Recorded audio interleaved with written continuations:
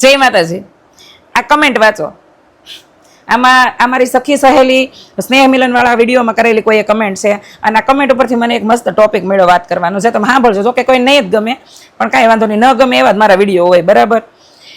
તો આ ભાઈ એવું લખે છે કે સખી સહેલી સ્નેહ મિલનમાં એ લોકો જાય છે જેના ગૌઢિયા કે વૃદ્ધાશ્રમમાં હોય એને જવાનો હક ખરો એમ.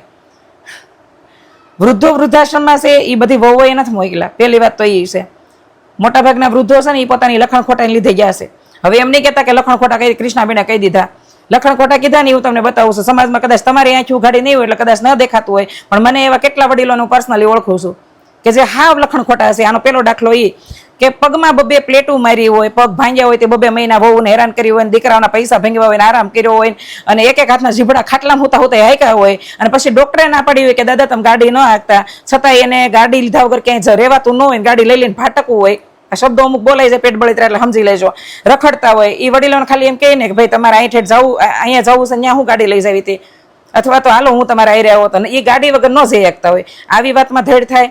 અથવા તો ખાવા પીવાનું ડોક્ટરે ના પડી હોય કે તમારે એટેક આવી ગયો છે, દાદા તમે આ ન ખાતા, તમને આ હેવી પડે, છતાં એને એ જ ખાવું હોય. તો આપણે એમ કે ભાઈ રહેવા દો ને બાપા, પછી તમારી પાસે દવાઓ ચાલુ થાય, પાછા દવાખાને દોડા તો કરવા ને, તો બહુ નાખે કરે મને ખાવા નથી દેતા, મને સાચવતા નથી, બરાબર. આવા ઘણા ટોપિક લઈ લો સાદ લખી જ નાખજો કે એક દીકરો વધારે કમાતો હોય, એક દીકરો ઓછું કમાતો હોય, તે દીકરા રીતે પક્ષપાત કરતા હોય. એવા વડીલોને મેં જોયા હશે. એવા વડીલોને પણ જોયા હશે કે એક દીકરાની વહુ એને બહુ સારી લાગતી હોય, એક દીકરાની વહુ મારી જેમ હાજર જવાબી હોય, સર્વગુણ સંપન્ન જે હોય ને વહુ, આમાં મારી વાત નથી થતી, જનરલી થાય છે. એ વહુઓ બધા નાખે થતી હોય, કારણ કે પોતાનું સ્ટેન્ડ લેતા ના આવડતું હોય, પતિની વાત ન જોવે, પપ્પાની વાત ન જોવે, એ પોતે જ પોતાનો જવાબ દઈ દેતી હોય, કારણ કે એને બધું આવડતું હોય. પચામણા રસોઈ બનાવી તો એમ ન કે તમે રહોડામાં આવો. આવી વહુ કોઈનું સહન ન કરતી હોય, બરાબર. તો એ વહુને આંખે કરતા હોય. એ વહુને કદાચ ગણતા જ ન હોય, લ્યો ને ઇન્ડાયરેક્ટલી, પણ ઓલીને ગણવાની જરૂરી ન હોય, તો ગણતા જ ન હોય. પછી એવા વડીલોને જોઉં છું કે જે દીકરાની વહુ કંઈક કમાઈ રહી છે, સમાજમાં કંઈક નામ બનાવી દીધું છે, સમાજમાં એ 5 માણસને ઓળખી રહેશે, તો સમાજની શરમે ધર્મે એટલા એને બ્લેકમેલ કરતા હોય, ઇમોશનલી બ્લેકમેલ, એના એકાઉન્ટ ખાલી કરી નાખતા હોય, બરાબર. ત્યાં સુધી સાચવતા હોય, સામે વાળું શરમ ભરતું હોય, અને સમાજની દ્રષ્ટિએ એને બિચારાને કાંઈ ઓલું કરવું ન હોય. તો આવા લખણ ખોટીના વડીલો ઘણા છે ગામમાં, બરાબર. અને વૃદ્ધાશ્રમમાં બધા પડેલા વડીલો એ વહુ એ નથી મોકલા. પોતાને એકલું રહેવું હતું, પોતાની જીદ ઉપર રહેવું હતું, ઈગો એને પકડીને રાખવો હતો, અને છોડવું નહોતું ને કે હું જ કરું, એના લીધે ગયા હશે. દીકરાઓ ઘણા એમ કે દીકરાને વહુ આવે પછી જ કેમ કાઢી મૂકે, તો દીકરો કઈ પોતે ન કાઢી મૂકે મા બાપને, અને આ બધા વૈયા જાય. દીકરો કુંવારો હોય કાઢી મૂકે વૈયા જાય એમ છે? કોઈ વૈયા ન જાય, બરાબર. દીકરાને કાઢી મૂકે. હાલો હું કેટલા એવા અમારા કાઠિયાવાડના એવા વડીલોને ઓળખું છે, એકદમ એટલે એકદમ આપણને એમ થાય કે એની ઉપર હાથ તો ઉપાડાય નહીં, નો આપણે ગાલી ગલોચ કરે, નો એને તુકારો હુકારો કરે, કારણ કે વડીલની માન મર્યાદા રાખતા હોય. મારી જેવી તો મહાણે હોતા હોય ને માવતર, એની હોત મર્યાદા ભરતી હોય કે ભાઈ આને રે શું કેવું, આને 5 માણસ ઓળખતા હોય એટલે આપણે અમુક એની એટલી આડોડાઈ આપણે સહન કરતા હોય. તો એવા કેટલા વડીલોને ઓળખું છું જે જાણી જોઈને પોતે લખણ ખોટા થયા છે, અને જાણી જોઈને એકલા રહી રહ્યા છે, વૃદ્ધાશ્રમમાં પડ્યા હશે, અથવા તો ગમે એમ. કોઈએ ક્યારેય જાણવાની કોશિશ કરી કે આ દીકરા વહુ છે એને નોખું થવું તો કે એને નોખા કરી દીધા?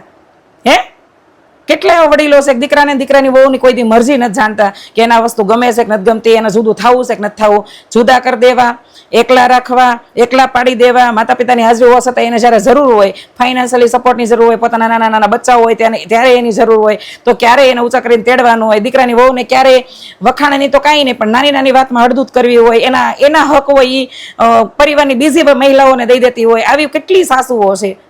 તો આ લખણ ખોટાઈની હદ વટાવેલા છે ને, એ લોકો એકલા રહી રહ્યા છે, એનાથી દીકરાની બહુ જુદી થઈ રહી છે. અને હા, મેં હંમેશા માટે કીધું છે કે કોઈ પણ વાત ક્યારેય એકને લાગુ ન પડતી હોય, બરાબર, બધાને લાગુ ન પડતી હોય. એટલે એટલું યાદ રાખો કે વહુઓ પણ એવી હોય, પણ બધા ગવડિયા તો કઈ ડાયા નથી હોતા, એવી વાત કરવાની કોશિશ કરી છે.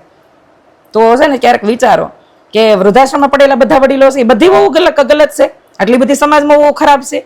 હે, પહેલી વાત તો એ છે કે અમુક સમય મને હવે પાછી એવી સલાહ નહીં દેતા, બેન કૃષ્ણાબેન તમે તે વડીલ થાવ, તમે આમ થાવ. પેલા તો મારી હારે જે થયું છે ને ક્યારે મારા સંતાનો હારે નહીં થવા દો, બરાબર. આ વસ્તુની મેં મારી પોતાની જાતે પ્રોમિસ કરીશ. બીજી વાત એ કે આ બધી વસ્તુમાંથી બહાર નીકળી રહ્યા છે આજકાલ, બરાબર. ગૌઢિયાને હાસવાની જેવી તે વાત નથી. આપણે દીકરા હોય ને નાના એને ઝાપટે ન ખાય, એની જીદ પૂરી ન કરવી ને તો આપણે એક લાફો મારી એકવી, આને કંઈ કહીએ ન એકવી. ઘરમાં કોઈ વસ્તુ લાવીને પૂછીએ નહીં તો ટેન્શન, પૂછીએ તો કે અમને શું પૂછવાની જરૂર છે, તમને મોજ આવે એમ કરો ને, આવા ઉડાવ જવાબ દેતા હોય. બીજી વાત એ કે દીકરાની વહુ પોતાના એકાઉન્ટ ખાલી કરી દેતી હોય અને એની બધી સુવિધા પૂરી પાડતી હોય, ફ્રીજમાં નવા ફ્રીજ લઈ દેતી હોય ને એકલું રહેવું હોય છતાંય ફળિયામાં કોબા નખવી દેતા હોય પૂછા વગરના, તોય આપણે કાંઈ ન બોલતા હોય. બાથરૂમની અંદર એને ગીઝરથી લઈને અને એની પોતાની એકલા રહેવું હોય તો ગાડીઓ શીખે સુવિધાઓ આપતા હોય, છતાંય જો દીકરાની વહુ આંખે હોય ને તો આનાથી વિશેષ તો સુવિધા કોઈ ન આપી શકે, અને તોય દીકરાની વહુને વગોવે. બરાબર, હાલો જે હોય કોઈના વગોવે કે આ દુનિયામાં કોઈ વગોવાઈ ન જતું. બીજી વાત એ કે મોબાઈલમાં 3-3 મહિનાને એક હારે રિચાર્જ કરી દીધું હોય તો આમાં સ્ક્રોલ કર્યા કરે હાંસ થાય પહેલા પાછું નેટ ખૂટી જાય, પાછું એને એક્સ્ટ્રા હોતે રિચાર્જ કરાવી દેતા હોય. આટલી સુવિધાનું ધ્યાન રાખવું હોય. બાપુજીને નથી ભાવતું એ ધ્યાનમાં રાખીને તો ઘણી વાર ઘરમાં અમુક વસ્તુ ન બનતી હોય. બરાબર, તો એટલા હાચોતા જો દીકરાને બહુ આંખે કરતા હોય, ગાળી ગલોચ કરતા હોય, નૈનામાની વાતમાં જો મારવાય દોડતા હોય આ સમયમાં, તો આવા ગૌઢિયાને ઈ જ જોઈ હોય, એને કૃષ્ણ સજા આપે, એને અમારી જેવા સજા ન આપે. અને જે ગૌઢિયા એકલા રહી રહ્યા છે ને એને ક્યારેક પૂછજો કે તમને એકલા કરી દેવામાં આવ્યા છે કે તમારે એકલા રહેવું હતું. બધા દીકરાઓ એવા નથી હોતા કે હા ગૌઢિયાને એકલા મૂકી દે. બરાબર, પણ ઘણા એવા લખણ ખોટા વડીલો છે કે જેને પોતાની પ્રાઇવસી જોતી હતી, પોતાને એકલા રહેવું તો આખી જિંદગી એકલા રહ્યા હતા. એટલે તો એવા વડીલો છે ને મોટા દીકરાને અલગ કરી દે, પછી નાના દીકરાથી અલગ થઈ જાય અને પોતાની જીદમાં પોતે આખી જિંદગી વળ ખાય, હેરાન તો થાય ને બીજાને હેરાન કરે. અને આવા વડીલો સહાનુભૂતિ ગામમાંથી મેળવી લે, પણ ગામ ક્યારેય એ જાણવાની કોશિશ ન કરે કે ખરેખર આમાં દોષી કોણ છે. તો એવી દીકરાની વહુઓને ને એવા દીકરાઓને પણ સમાજ નોંધ લે કે ખરેખર આમાં લખણ ખોટું કોણ છે. ઘણી વાર કેવું કે ઓલા નથી કહેતા કરે કોઈ ભરે કોઈ, એવું હોય. એટલે બરાબર લખણ ખોટા વડીલો છે ને એ વૃદ્ધાશ્રમમાં પડ્યા છે, એ એકલા રહી છે. બાકી આજકાલ જે વડીલો સારા છે, ઉઠીને એની દિનચર્યા પતાવે છે, વ્યવસ્થિત ઉઠીને એને નાહી ધોઈને એનું કામ પતાવીને અને મંદિરે વહી જાય છે, અથવા તેના ભાઈબંધ દોસ્તો 5-10 મિનિટ બહાર બેહવા આવી જાય છે, બપોરે વ્યવસ્થિત ટાઈમે આવીને ચા પીને અથવા તો જમવાનું થઈ ગયું જમીન અને પાછા સુઈ જાય છે. ઉઠીને પછી પાછા એનું જે કામ હોય પતાવીને પાછા એના ભાઈબંધ દોસ્તો પાસે અથવા તો મંદિરે જઈને આટો મારી આવે છે. આવા વ્યવસ્થિત શાંતિથી રહેવાવાળા ગૌઢિયાને આજે પણ બેડરૂમમાં અથવા તો સોફે કાચાનો કપ મળે છે અને ફૂલ પીરસેલી થાળી જમવા મળે છે.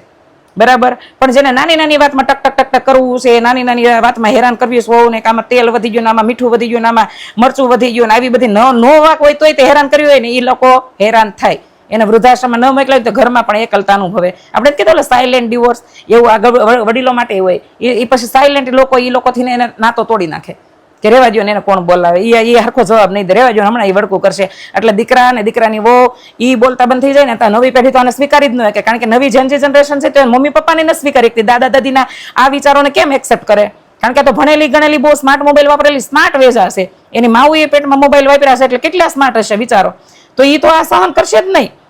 એ તો ગલત માણસને પગે નહીં લાગે, ભલે ઘરમાં ગમે એવડું વડીલ હોય. આ એવી જનરેશન છે ને એની વચ્ચે આપણે રહેવાનું છે. એમાં મારી જેવી વહુ છે તો સાસુમાં પીસાણી વહુમાં પીસાવાની તૈયારીમાં જ છે. એટલે છે ને ક્યારેક એવી છોકરીઓની હોતે ચિંતા કરો, ખાલી એક સ્નેહ મિલન કરે છે એમાં તમને એટલો બધો ઉપાડો બળાપો આવ્યો હોય ને તો એની જરીક અંદરની પીડાઓ વિચારો કે તમારા લખણ ખોટા માતા પિતાને સંભાળી રહી છે, આવનારી વહુની હોતે ચિંતા કરી રહી છે. કારણ કે કંઈક બે શબ્દ બોલશે તો ટેન્શન, ન બોલે તોય ટેન્શન, એવું વધશે. એટલે સમજાઈને વંદન, આ નાજુક સમય હાલી રહ્યો છે.